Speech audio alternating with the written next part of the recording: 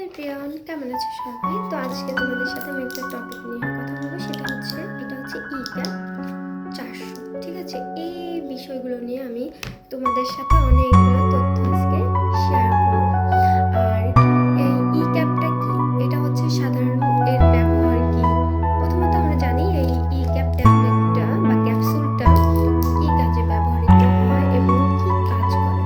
এটা হচ্ছে একটি এটা এটা হচ্ছে ই ক্যাপ 400। ঠিক আছে, এটা ভিটামিন ই, যা একটি শক্তিশালী চর্বিতে বা দ্রবণীয় অ্যান্টিঅক্সিডেন্ট।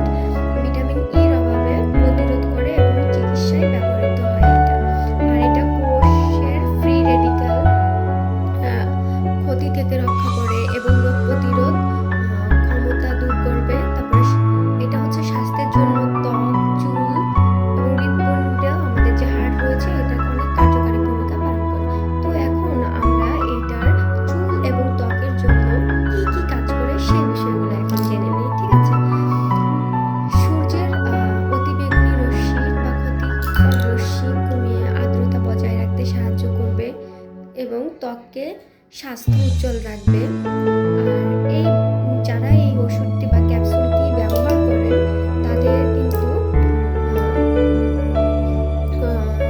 মানে নখ যদি ভেঙে যায় সেটা কি হয়, ভাঙাটা ঠিক হয়ে যাবে এবং চুলের একটা মসৃণ বা উজ্জ্বলতা চলে আসবে। এবং চুল পড়া, যদি কারো অতিরিক্ত চুলও পড়ে, সেই চুলটা কিন্তু চুল পড়াটা বন্ধ হয়ে যাবে এবং রক্ত সঞ্চালন বাড়াতেও কিন্তু অনেক হেল্প করে এবং অ্যান্টিঅক্সিডেন্টেও কিন্তু সহায়তা করে, যেমন হৃৎপিণ্ড, চোখে ও মস্তিষ্কে মানে মতো গুরুত্বপূর্ণ অঙ্গগুলোকেও কিন্তু কি করবে, জর্জরিত চাপ থেকে রক্ষা করবে এবং হৃৎপিণ্ড বা রক্ত সঞ্চালনের শক্তিকারী রক্তনালীকে সুরক্ষা দিয়ে এবং রক্তের লিপিডের যে স্বাস্থ্যকর মাত্রা বজায় রেখে হৃৎপিণ্ডকে স্বাস্থ্যের রক্ষায় সহায়তা করবে এবং প্রজনন স্বাস্থ্য, পুরুষের বন্ধ্যাত্ব নিয়ন্ত্রণে এবং বেদনাদায়ক মাসিক বা ডিসম্যানোরিয়া কমাতেও কিন্তু এই ই ক্যাপ ট্যাবলেটটি মানে ক্যাপসুলটি সাহায্য করে এবং রোগীর সহায়ক চিকিৎসায়, যেমন বয়স সম্পর্কিত ম্যাকুলার ডিজেনারেশন, তারপরে অ্যালজাইমার রোগ এবং আরেকটা কি জানি প্রিমেনস্ট্রুয়াল সিনড্রোম এর ক্ষেত্রে কিন্তু এটা কিন্তু খুব সহায়তা করে। তারপরে যদি ভিটামিন ইর অভাব হয় সেক্ষেত্রে কি হিমোলাইটিক অ্যানিমিয়ার চিকিৎসায় কিন্তু এটা সাহায্য করবে। আর এইটার বিবেচ্য সবথেকে বিষয় গুরুত্বপূর্ণ সেটা হচ্ছে সঠিক ডোজ এবং ডক্টরের পরামর্শ অনুযায়ী কিন্তু এই ওষুধটি খেতে হয় এবং এটা বেশি গ্রহণ করাও যাবে না বা কমও করা যাবে না। আর এইটা যখন আপনি সেবন করবেন, ক্লান্তি বা বমি বমি ভাব, রক্তপাতের পার্শ্ব প্রতিক্রিয়া অনেকের ক্ষেত্রে কিন্তু এটা অনেকে যাদের শ্যুট না করে তাদেরকে কিন্তু এই জিনিসটা দেখা দিতে পারে।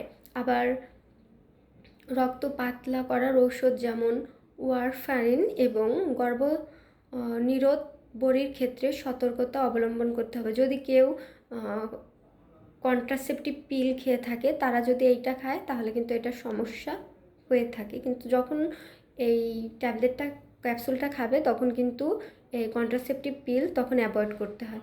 আর গর্ভ অবস্থা এবং যারা মনে করেন বাচ্চাদেরকে দুধ পান করায়, সেই সব মায়েদের কিন্তু এটা একদমই ব্যবহার করা উচিত না। ঠিক আছে, আর যদি যাদের সমস্যা আছে চুল বা নখ ভঙ্গুর, তাদের অবশ্যই যদি আপনি খেয়েও থাকেন ডক্টরের পরামর্শ অনুযায়ী তারপরে খাবেন, কারণ এক একটা মানুষের এক একটা মেডিসিন কিন্তু এক এক রকম ডোজে দিয়ে থাকে ডক্টররা। কার কতটুকু প্রয়োজন, কার কতটুকু সমস্যা, তার উপর ডিপেন্ড করে। ঠিক আছে, তো এই ক্যাপসুলটি সম্পর্কে যদি কারো আর কোনো কোশ্চেন থাকে সেগুলো বলতে পারো। ঠিক আছে, বাই বাই।